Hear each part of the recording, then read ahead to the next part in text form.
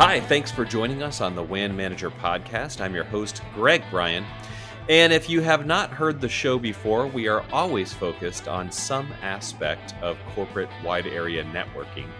But sometimes we talk with outside vendors or WAN managers, and sometimes we talk with our in-house subject matter experts here at TeleGeography. So this is another episode that's going to take a deep dive on a particular telegeography coverage area.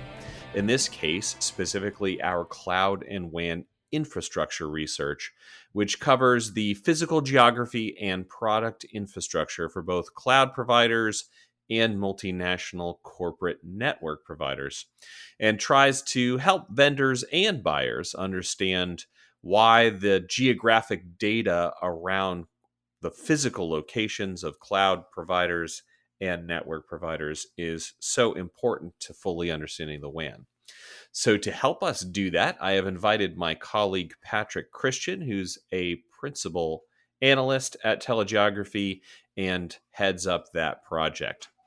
But as usual, before we get to the interview, I want to take a deep dive on some relevant telegeography data. So at TeleGeography, we often like to say that we offer real metrics, not opinions. Now, I can't guarantee that there will be no opinions in this podcast, but I can guarantee that there's going to be some real metrics. So before I start my conversation with Patrick, I'm going to go look at some data from our WAN Manager survey in 2019 that asked IT infrastructure managers from multinational corporations around the world about their cloud usage and WANs. So if you haven't heard previous episodes, we survey WAN managers, specifically the folks making the day-to-day decisions about corporate networks from large multinational enterprises. And we ask them questions to help us understand the WAN landscape and especially how it's going to be changing in the coming years. So this is my important note here. If you are a WAN or manager or IT infrastructure manager, we definitely want to hear from you. If you go to the show notes from this episode, you can find a link to the survey there. And if it is not yet, say, the end of Q3 in 2020, we still need your response, and we'd love to hear from you. In exchange for taking the 15 or 20 minutes it will take you to fill out that survey, we will give you free access to the full final report and a $10 Starbucks gift card. And yes, we have confirmed you can use that online, I think, in most situations. Okay, so before we get to the interview, like I said, let's look at some data. So first, we asked about infrastructure as a service, and here's what we found. So about 3 in 4 enterprises reported having more than one IaaS partner. Azure and AWS, if you are familiar with this world, were by far the most commonly cited. That should come as no surprise. 60% of our respondents reported that they were using both of those cloud service providers.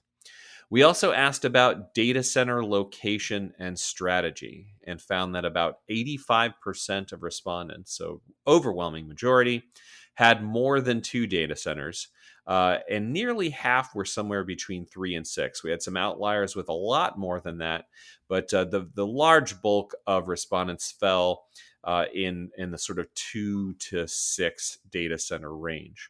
About 1 in 3 of our respondents had some mix of private off-premises and on-premises data centers.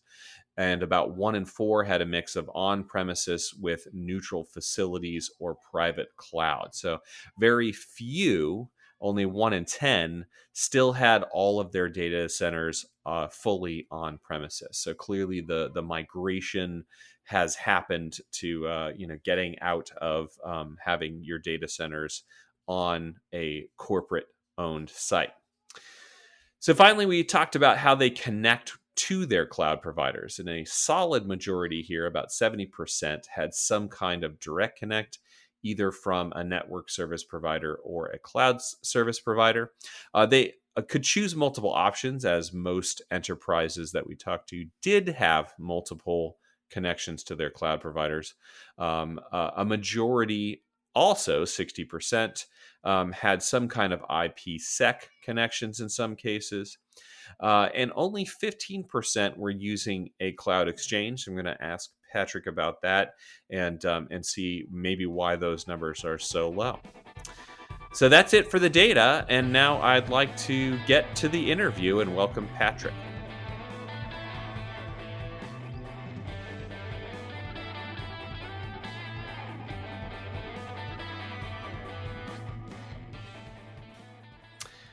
Okay, so we have Patrick Christian, who is, what are you called, Principal Analyst? Yes, I'm Principal Analyst. There we go. Patrick Christian, Principal Analyst at TeleGeography. And Patrick, we've been working together more than a decade, but I think it would be useful for you to introduce yourself to the audience and especially maybe explain a little bit about what the cloud and WAN infrastructure product, that is what we're really pulling from today, is all about.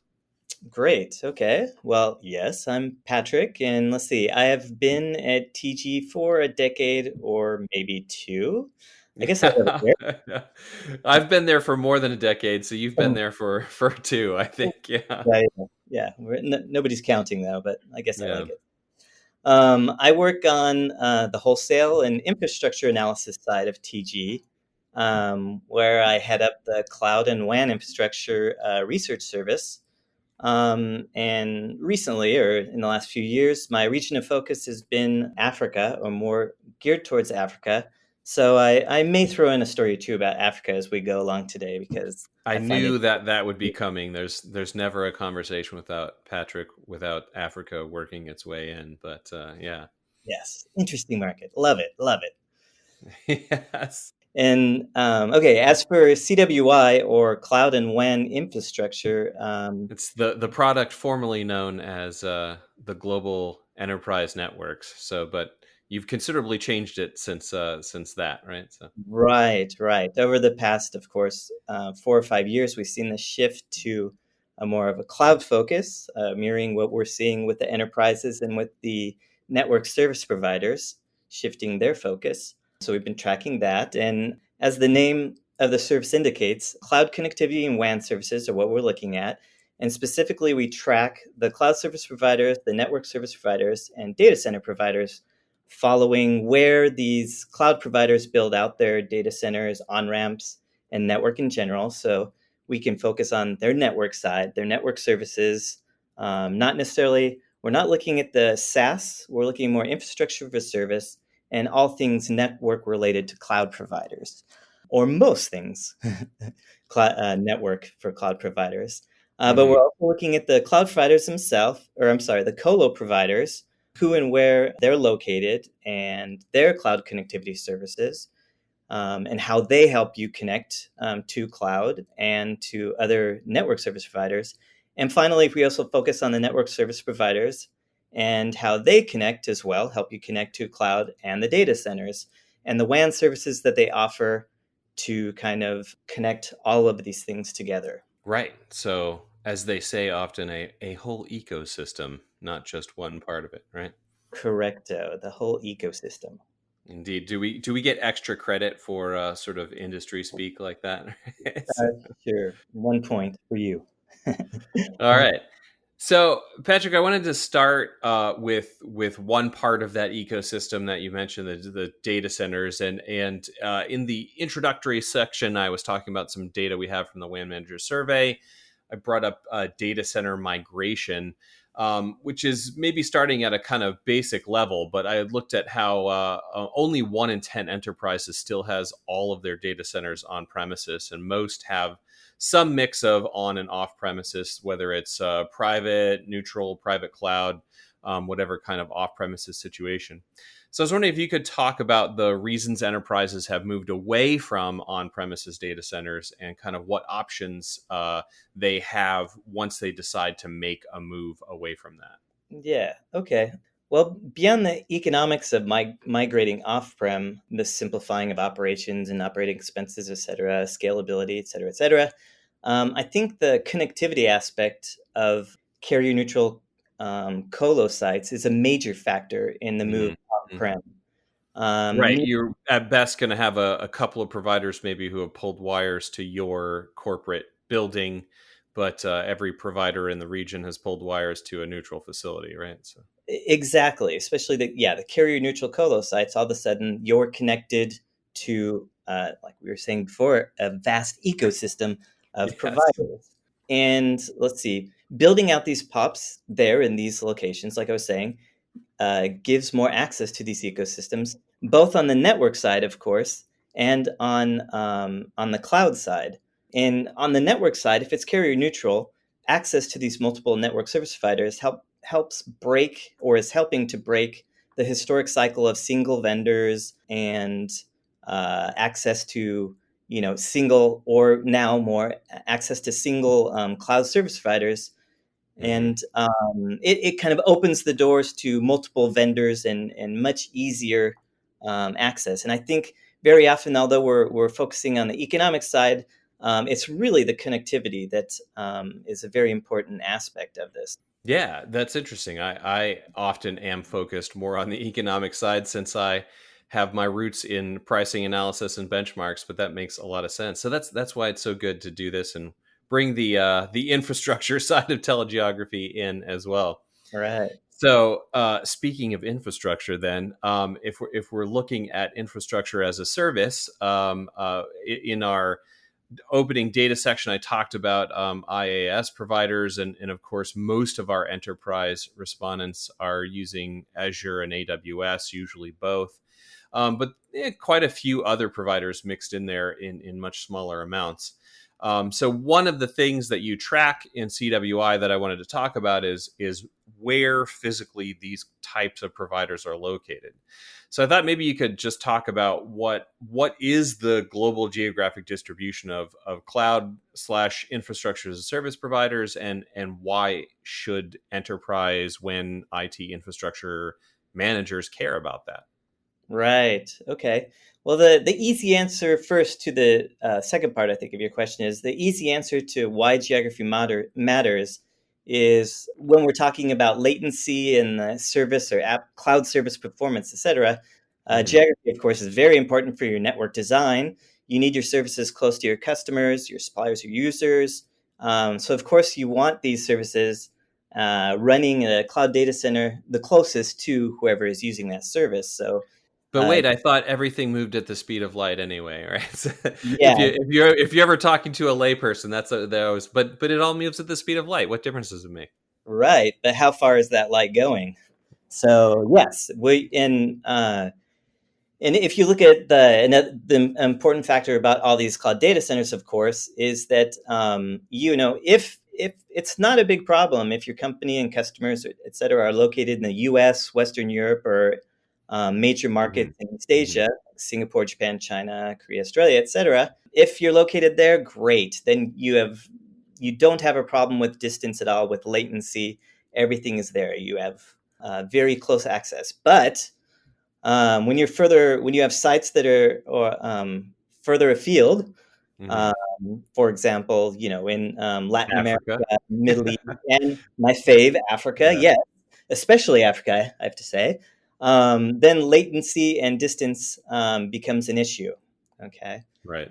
And we see the major hyperscalers or cloud providers, AWS, Microsoft, and Google. Where have they been building out? Like we were saying, in these locations, of course, you're going to build out first in developed markets where you have a lot of customers, etc.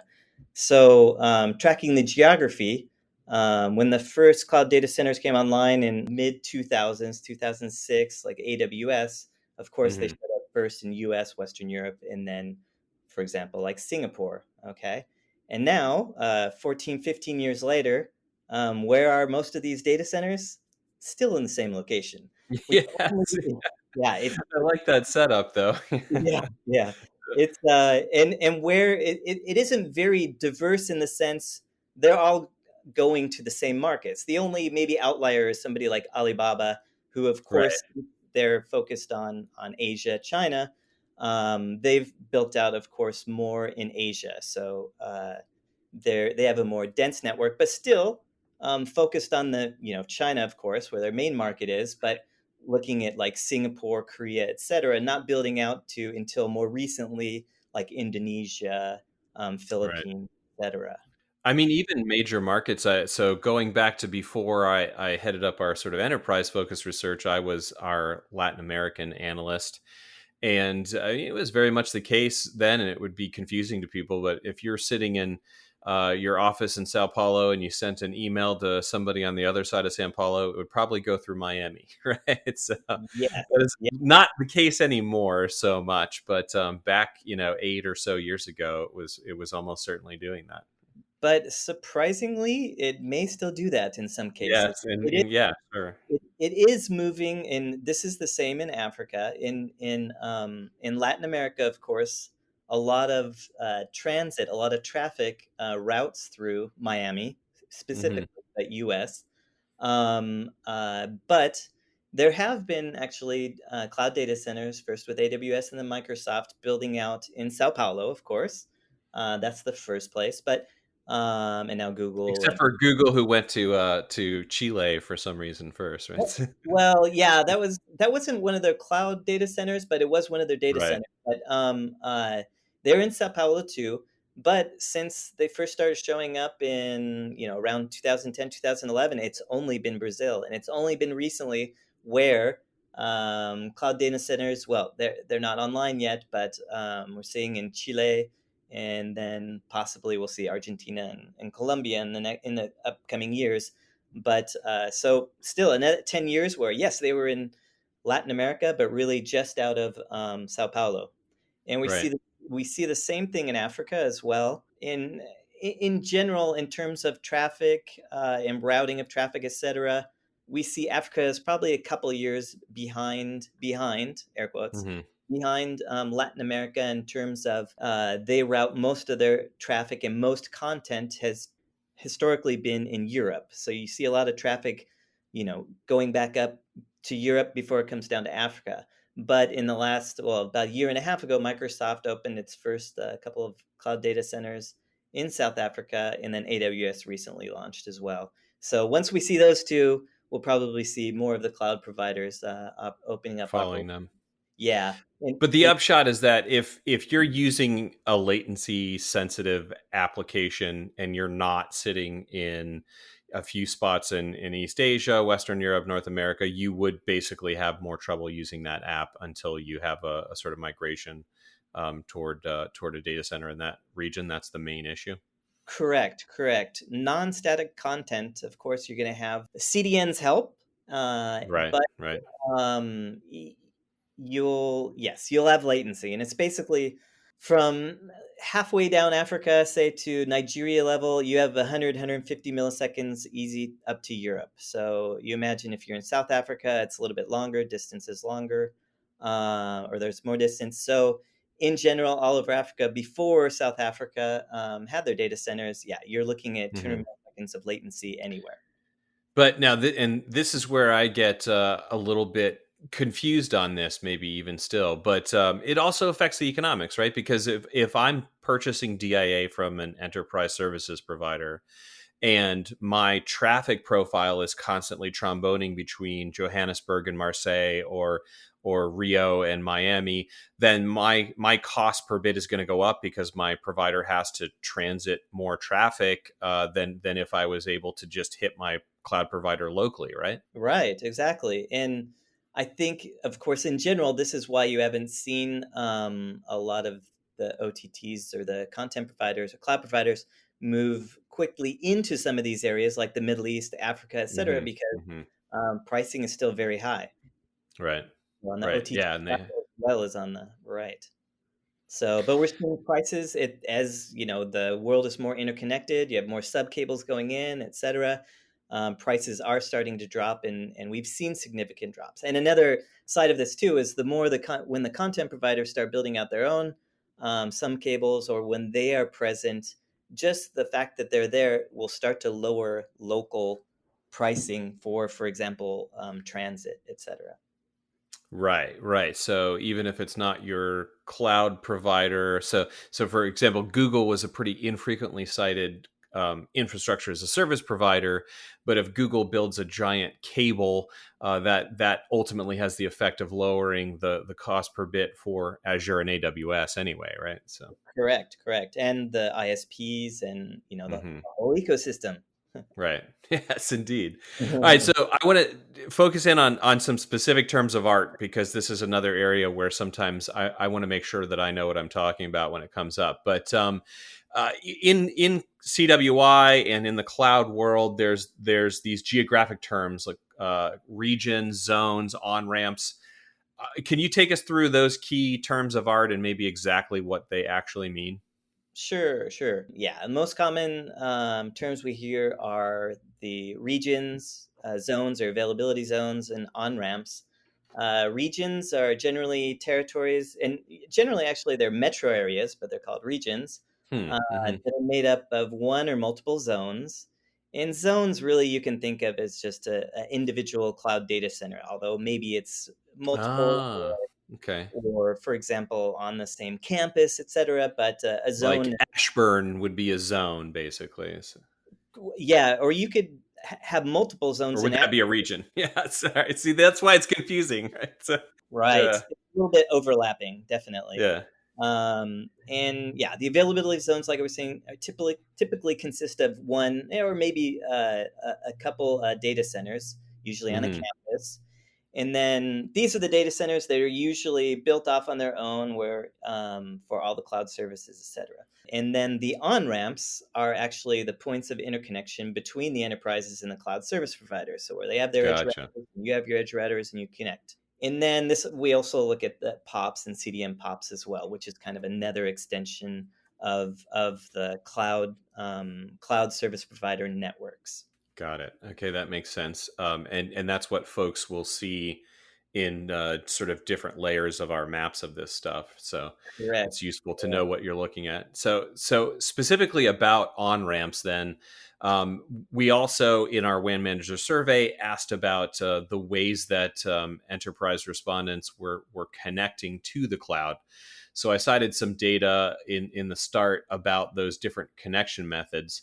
Most had some kind of direct connect, whether through a cloud or a network service provider, and most also had some kind of IPsec connections for some of their cloud connectivity. Just wondering if you could take us through what the various options are and how they're different, as you cover them in CWI.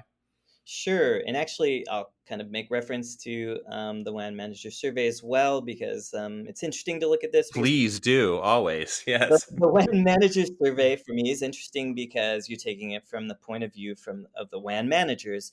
But on the and CWI, of course, we're talking to more the provider side. So it's Right. interesting to see how the two connect or reflect. Hmm. And so, starting off from WAN manager survey, I kind of looked at the most common ways to connect to the cloud. In the WAN manager survey, the most common, 70% of WAN managers indicated that they access the cloud via, as you were saying, dedicated connections. These are the direct connects, Express Route, Google Interconnect, etc. Hmm. Actually, I was surprised that it was higher than just basic internet, but that was the top one. And then Right. not too far behind was IPsec, VPN, kind of the more legacy, kind of integrating into your network. It's the historic way to connect your sites. So on your VPN, the cloud service provider network is a site on your VPN. That's a very Hmm. common way to connect. So that was like in number two. And then number three was internet, about 40%, just basic internet. And usually, if you connect via internet, well, we can talk about a little bit more about that later, but it's for certain applications, etc. Yeah, I always think of local internet breakouts as mainly being for like SaaS applications that were born on the best efforts internet, and so they work Correct. that way. Whereas that question I think was specifically about infrastructure as a service, but those categories can bleed into each other too in some Right. cases. Right? But Maybe that's the reason that it drops down to the third or fourth most in yeah. common. So, yeah, and then actually at about the same level as peering. You see a lot more peering, either peering directly or peering through an enterprise peering directly with the cloud service provider or peering via a carrier. Hmm. And then the lowest, which I was a little bit surprised at, was something like 15% was cloud exchanges. So this is where you Right. connect, right? You have in an exchange, usually like an Equinix or some kind of carrier neutral colo facility where Hmm. you to the switch, and it's like one connection to many cloud providers. Well, that is maybe the newest type on that list, right? So there may just be a early adopter hasn't spread yet effect there, perhaps. Yeah, possibly, but I think it's at the same time as with the or with the dedicated connections as Direct, well. yeah. Hmm. But we Hmm. can go into that a little bit more. But I'll just like talk about them in the same order of their importance according to the WAN Manager survey. Yeah, that Uh, makes sense. so for the dedicated interconnect, like we were saying, is the Direct Connect Express Google Interconnect. Usually, what we're seeing here is this is a high bandwidth private link connecting enterprise network directly to the CSP network. So you're bypassing public internet, and usually this is when enterprises require high capacity connections, usually have a high volume of data transfer storage, and often, of course, during cloud migration, but also with maybe also talking about more secure movement of your sensitive data, Hmm. etc. Hmm. Less exposure. But also, as we've seen a lot of development in the last year or two, is this also is more helpful for the hybrid cloud network architectures that you're connecting your on-premise data center with the cloud data centers, et cetera. So, Right, right. of course, the pros of this type of connection is, compared to the internet, it allows higher throughput and compared to VPN as well, lower latency, better performance, et cetera. And you also benefit from lower data transfer prices than via the public I internet. was I was going to say, obviously MPLS is going to be the priciest option, right? This is kind of analogous to getting your own wavelength between two high traffic offices rather than having a giant MPLS port at those offices, for example. Right, right. And you can either set it up your enterprise connecting directly with the CSP, with the cloud service provider, or you can work through one of their partner, an NSP, a network service provider. And in this option, whereas usually if you connect directly to a cloud service provider, you can do 1 gig or 10 gig. Whereas when you go through a network service provider, then Get everything is the same more except granular. right, exactly. They're offered the connectivity is more offered at anything from 50 meg up to 10 gigs, more incremental.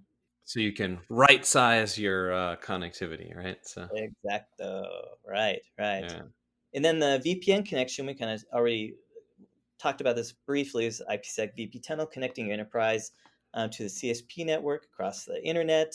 This, like I said, is more kind of the more traditional setup, and but some of the limitations there is just capacity. You're more limited in how much capacity or bandwidth you Hmm. have on Hmm. connections, Right. um, and yeah, there may be more issues with performance, etc., than your dedicated connection. And might be ultimately kind of supplanted by SD-WAN anyway, because usually if you have adopted SD-WAN, you're not any longer running like a specific IPsec service, if that makes sense. Right, right. Yeah, possible. We shall see. Hmm. And then the internet, of course, is the easiest way to connect to public cloud. Of course, no additional network costs, et cetera, like you're saying through breakouts, et cetera. But usually, this it depends on the type of services you're using. It's when standard internet connection is good enough to access, your cloud services. Well, and the security too. So it's going to require Right. some kind of Zscaler or some kind of zero trust thing where you're able to secure it at the point of the breakout rather than have things go through a DMZ at the data center or whatever the case may be, right? So. Correct. Correct. Okay. And then there's peering, and like I said, you can either have your direct peering or carrier peering. And this is where direct peering, you have your connection between enterprise and the CSP network, but the Hmm. enterprise must have a ASN. Usually, of course, the larger global enterprises have ASNs, but maybe some of the smaller ones do not. And if you don't have your own ASN, then of course you can go through partner carrier peering. So you're using their ASN, Right. the carrier ASN. It's funny because on the first iteration of this podcast, we had on Lionel Marie from Schneider Electric talking Nice. about security, but in many people know him as like one of the chief evangelists of enterprise level peering and getting your ASNs so that you can peer rather than do IP transit or But it's I still haven't heard that many of his peers kind of going in that direction for whatever reasons. And I wonder if it's just a volume of traffic thing. Schneider Electric maybe has greater traffic loads than a lot of enterprises. I don't know. Right. That is probably one aspect. Once again, it really depends on the company. But Hmm. it is. I think it is growing. You see it; it's more common. And I know Hmm. because I work a lot with the cloud service providers, and I know they're always pushing to as one of the connectivity options to peer with them. So Right. I'm seeing it more and more, and it's just a slow uptake.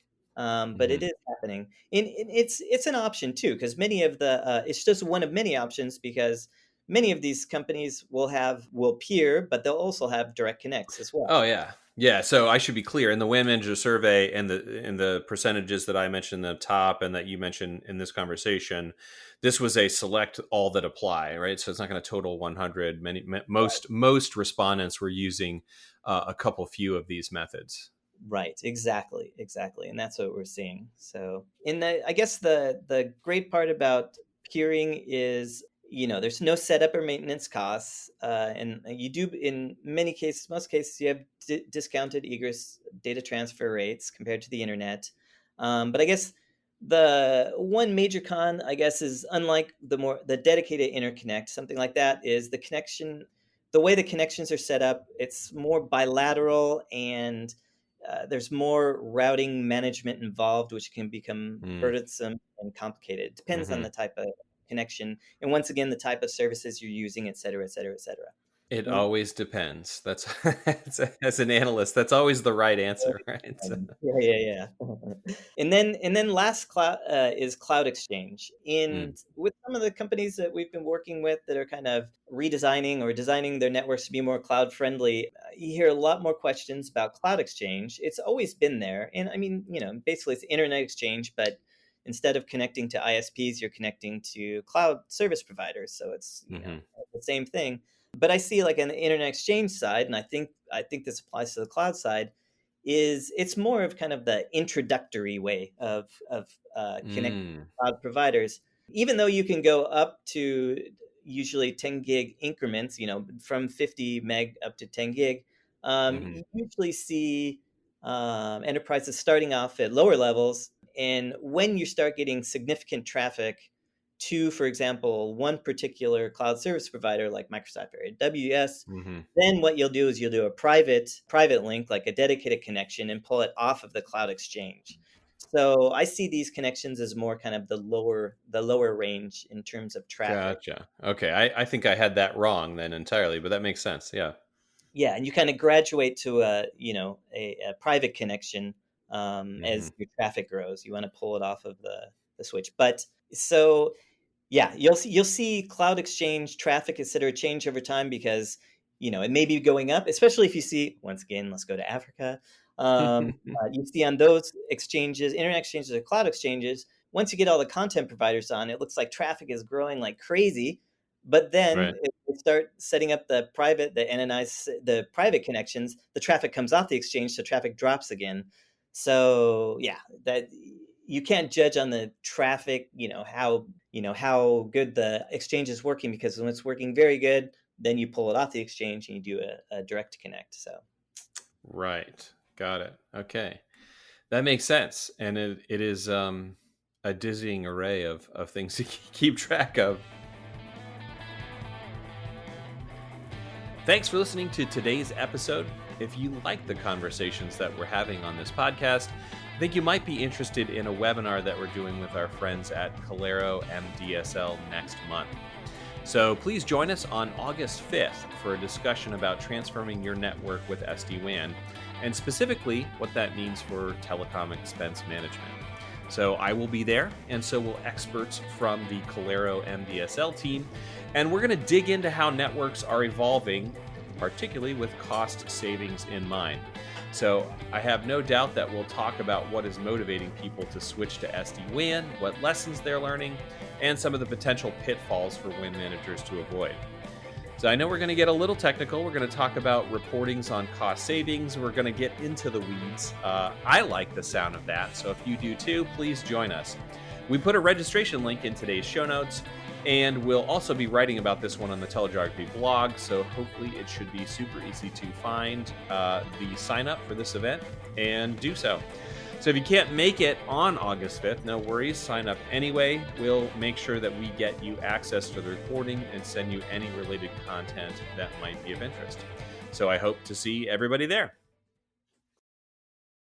So, of course, I had you on to talk about cloud and WAN infrastructure. We've really only talked about cloud for the most part so far. So on the WAN part, first, kind of just what does CWI cover, and then secondly, what are the sort of trends in WAN infrastructure? Again, I talk a lot about pricing more, but I'm wondering if you can talk more about the physical infrastructure side of the WAN here. Right. And let's see, if we go back to our historic roots, Please, yes. I have to say for the audience, I left Patrick with a mess, which was called the Global Enterprise Network product, and then passed it to him to make it much better. So this is getting back to some of the stuff that I came up with like 7 or 8 years ago. So right. And networks have been evolving. And of course, with cloud, networks have been evolving towards cloud. So now your standard WAN services, are, same thing as your cloud connectivity uh, mhm. services. But if we just focus on the kind of traditional WAN services, what we look at is, and what we track are the network service providers themselves, Right. and the traditional WAN services. So we track where regional and global carriers offer the services like MPLS or PPN, DIA, private line services.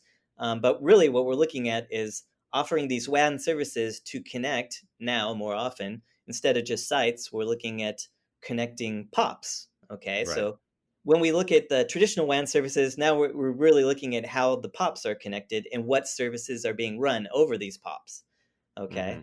Hmm. And of course, we look at the POPs are usually carrier neutral colo sites or IXs with a variety, like we were saying before, the variety of network service providers, and the who offers those WAN services where and where they're present, etc.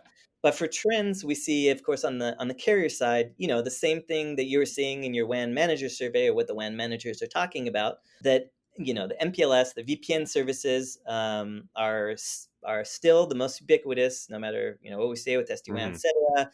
More focusing on DIA, broadband, etc.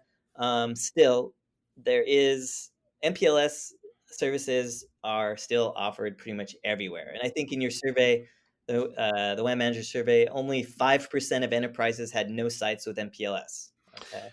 Yeah, exactly. And I mean, it's still by far, I think the breakout was like 70, the average of all of the respondents, about 70% of their sites are running MPLS, meaning they have to get to one of these POPs you're talking about, whereas only like 30 some odd percent are running DIA, and only 20 some odd percent running broadband still. So obviously that's changing. It's going to be very different over the next few years, but that is where things were over the last couple of years.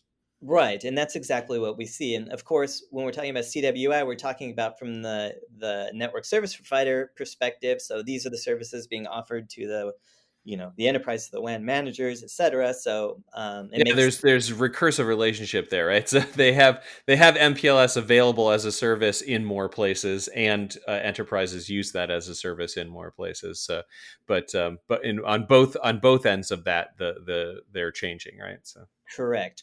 And of course, now what we've seen a lot is more the growth of DIA, broadband, et cetera, and very similar to what we see on the WAN manager side, of course. But like I said, as these networks have been growing and cloud, and as your on-prem data centers are kind of migrating into the carrier neutral or colo facilities, or your apps, etc., moving to cloud.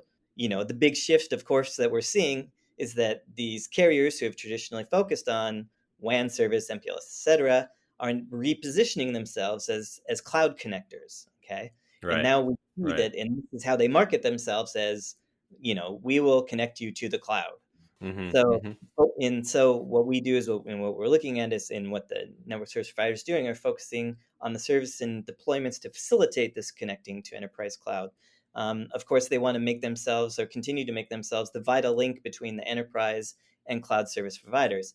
Whereas as time passes, we're seeing cloud service providers, as they build out their networks and as they build out more services on their own networks, we see cloud service providers beginning to offer their own services. You can run your VPN or your WAN on their networks, or parts of your network over their Right. network through, virtual WAN, like Microsoft Virtual WAN, or global reach. You can have traffic moving between two POPs in different regions, Mm-hmm. or Google Transit, basically using their networks more and more to, Because they own huge pipes between all of these places already, so why right, not break some exactly. bulk, A right? Yeah. ton of capacity.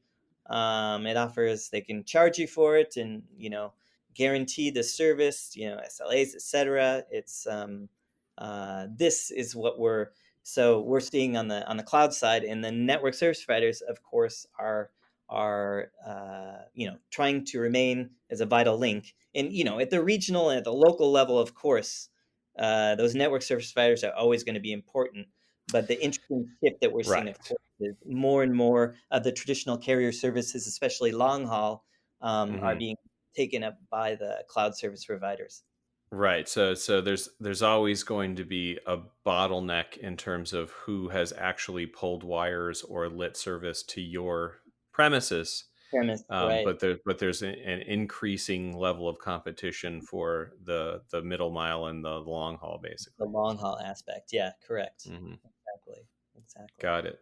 And so then let's kind of orient that perhaps to the how the telecom business affects or trickles down, if you will, to the person who's making the sourcing decisions at a multinational corporation not involved in the telecom business at all, right? Right. But there's a relationship between the stuff that we've traditionally covered more at TeleGeography, that wholesale business on the telecom side, with the actual enterprise networks. Can you maybe take us through that and explain what you think an enterprise infrastructure manager should understand about the business their providers are in, if that makes sense? Yeah, yeah, sure. And it's kind of easier for me since I've always worked on the wholesale side, so or the Right. carrier Yes. network side. But it's basically very easy. The wholesale market, when we're talking about the wholesale carrier, et cetera, the networks themselves, is the underlay for the enterprise telecom market. So, it's the network that underlays everything that the WAN rides on, of course. So, of course, this is critical for WAN managers to know about this, to know, for example, their service provider networks themselves, and increasingly, like I mentioned, the cloud service provider networks as well, to understand basically how it affects their own enterprise network traffic, costs, pricing, etc. Depending on where your underlay is, or your network service provider, your global provider, where it is, will kind of dictate how your traffic is going to move Hmm. and where potential problems may be.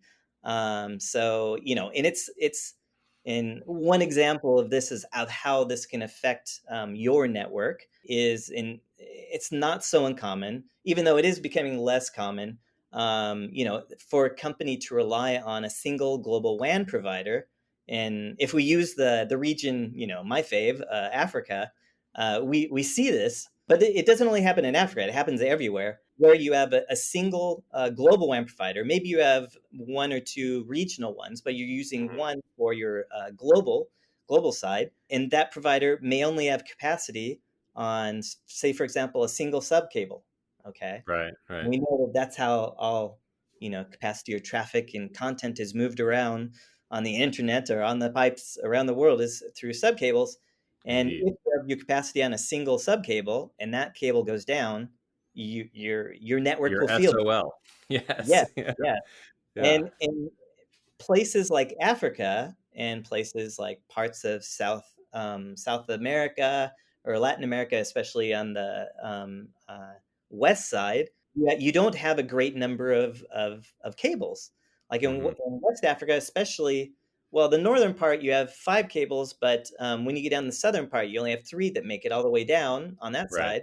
side. And there are the major cables like ACE and WAX, and the old cable SAT3. Well, first quarter of this year, there were faults on all three, Hmm. and two faults within a few months. And providers that had all their capacity on one of those cables, hopefully they had something to reroute. And if they rerouted, very often it was to go around the opposite side of Africa. So then you're looking at, instead of 150 milliseconds of latency, you're looking at at least 400 Right. milliseconds of latency, something like that. And if they have connectivity at all, because you could just lose, Hmm. um, you know, connectivity completely. But we also saw this. Thousand Eyes had the example of, I think, a provider that this was talking about Google's network, and Google's network has changed since then, of course. But at this point, I think there was a pop in Middle East and a pop in India, where if you look at the map, the distance is not very far. It should be Right. milliseconds of latency if you send traffic from one pop to the other pop. But it But depends on which cable you're on and how it gets routed there, right? So, exactly. But what happened was they had no capacity between those two areas. So instead of that, a couple 100 kilometer distance, it would reroute the traffic all the way around the world to come at it from right. East Asia.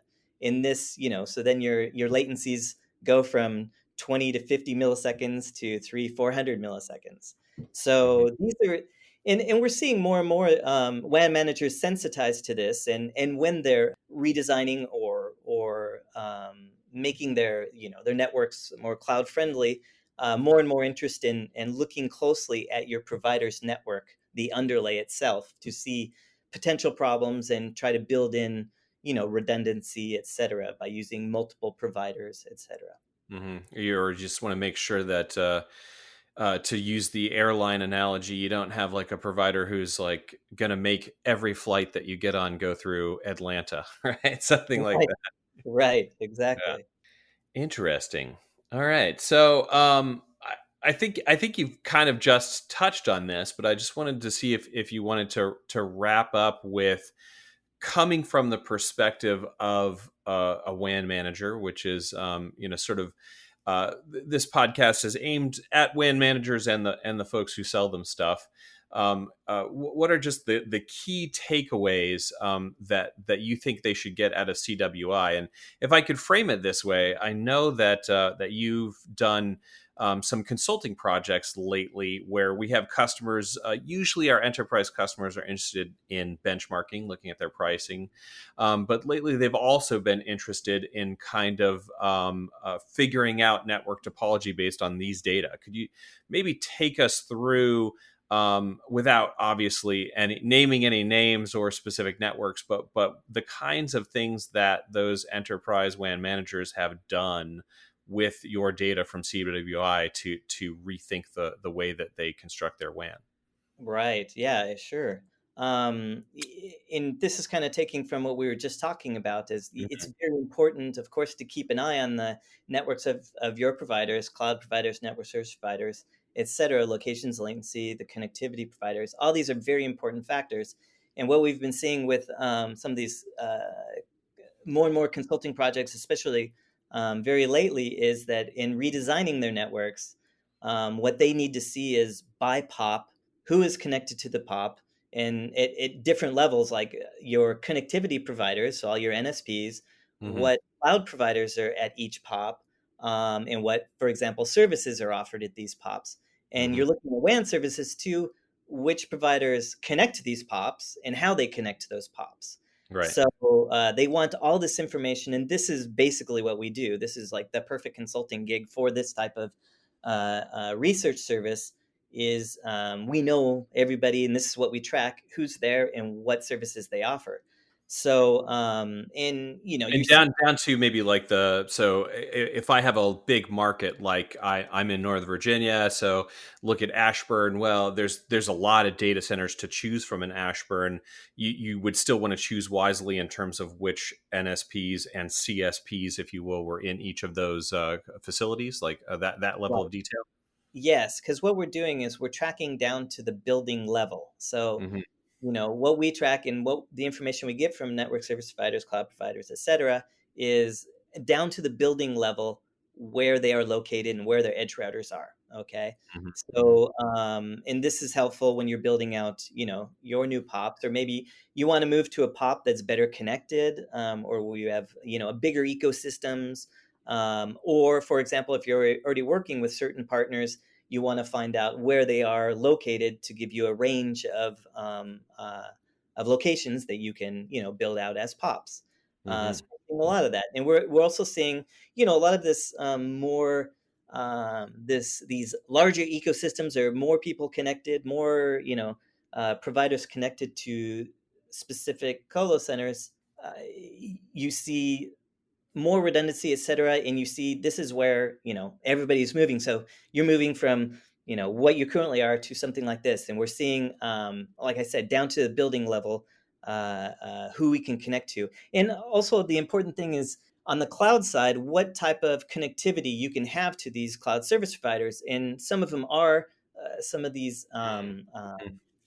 enterprises. That's what they're looking at is, okay, I want connectivity. I hear that there's bandwidth exchange at this site, or an internet exchange. Yes, there is, but they have no on ramp. So Right. if you have needs of higher capacity, et cetera, then they may shift away from that site and move to another site that has more, has the actual dedicated connection. But it's and also, one last thing, we're seeing more of a focus on, in these rich ecosystems. We have a lot of network service providers there. You're seeing enterprises working with a larger number of network service providers. So Mm-hmm. you have your vendor lock-in where you're just working with one. So we Right. see you have multiple regional, or at least two, but maybe more regional providers, and then you have, by each region, and then you have your global providers, Hmm. and you multiple global providers connect all your regions as well. Yeah, So that's definitely a trend we're seeing in talking with WAN managers. Not that they're not still using, maybe the big five enterprise services providers, but that it's a much more complicated mix, well, particularly if they've already gone to SD-WAN. And so understanding how that complicated mix all meshes together seems more crucial than ever. right, and actually in our most recent version of CWI, the Cloud and WAN Infrastructure Research Service, we've added this nifty new visual tool to kind of assist Mhm. you, to figure out all this massive detail of providers and who's connected where, et cetera, into our a new map that's our cloud connectivity map. If and you may be familiar, and if you're not, you should check it out, with our submarine cable map, where we track Indeed. all submarine cables, where they connect, etc., all over the world. Submarinecablemap.com, just for anybody Yeah, keeping track. yeah. And we have the same thing with the cloud service providers as well, or the cloud networks and cloud map. Hmm. So it's a visual display of all of our data on cloud service providers, the regions, their on ramps, and also the network service providers, how they provide connectivity, and what types of services they provide connectivity between these POPs to CSPs, and the colo providers, where both the network service providers and the cloud service providers are located. All of this is on this map, and of course the map is interactive, and you can do searches by regions, by metros, or you can go, if you already work with a certain network service provider, you can do searches through that network service provider, and follow and look at their, basically where they're deployed as well. So it's great to have all this data, but this is kind of a nifty visual tool to Yeah. assist in sorting all this out. That is a data rich map. That's exactly what we love at TeleGeography. It's right there in the name. So, yeah. Awesome. Well, Patrick, I like to close out the show in times such as these with asking people kind of what they most miss. during the sort of pandemic times. But with you, I wanted to hazard a guess. I reckon you haven't been to Africa or Peru or Japan or any of the other. I'm a reluctant international traveler to some extent, but every time I talk to you, you're sitting in a different place. is Yeah, that yeah. what you're missing the most? Are you going crazy? Well, I enjoy to work remotely. I love that. But Yeah. it's good to, I guess, maybe take a very short rest. Hopefully, it's going to be on the shorter side rather than the longer side. Yeah, But I don't know. We'll see. we'll see. We'll Most, see. most countries aren't excited about having us Americans come there anytime soon, it seems, right? No, no. I mean, that's the sad part of all the, Yeah. of course, conference side, no more conferences.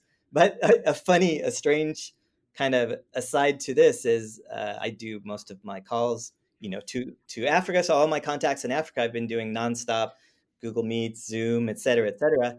And kind of a weird shift or change in how we do these is usually we never do a meet with video. It's always Right. just voice. But almost all the meetings now start off video. Oh, So yeah. Yeah. now, I used to be whatever, t-shirt, hoodie, and getting ready for the meet. And then all of a sudden, everybody is on video. And I'm like, have to have the shirt to quickly put on a shirt to go. I literally keep like a button-up shirt in my office here so I can toss it on whenever I have a call now. So, Exactly. If I'm talking to somebody Silicon Valley, t-shirt, hoodie, fine. If I'm talking right. to a really good contact in Africa, shirt goes on.